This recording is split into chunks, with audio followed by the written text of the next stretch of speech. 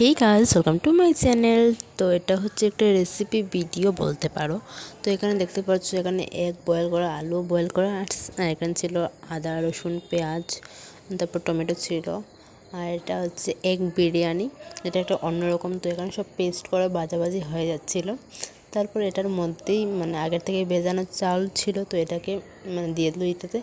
তারপর তো নাড়িয়ে কষিয়ে টষিয়ে একদম। তো এটা এরকম বিরিয়ানি খেতে কিন্তু টেস্ট লাগে। তো তোমরাও এরকম বানিয়ে খেতে পারো, দেখবে অনেকটাই ভালো। তারপর দেখতে পাচ্ছ এদিকে কষিয়ে ভালোটিকে কালারটা চলে আসলো। তারপর এখন চালগুলো সিদ্ধ হওয়ার জন্য তো জল পরিমাণ মতো তোমরা বুঝে দিয়ে দিবে, যদি তোমরা করে এরকম ট্রাই করো।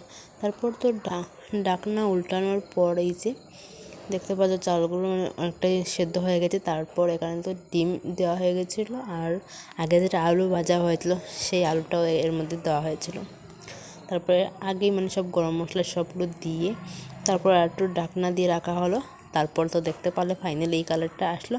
তো লাস্টে এখন খাওয়া দাওয়ার পালা। তো চলো, ভিডিওটা ভালো লাগলে অবশ্যই লাইক কমেন্ট শেয়ার করবে। টাটা।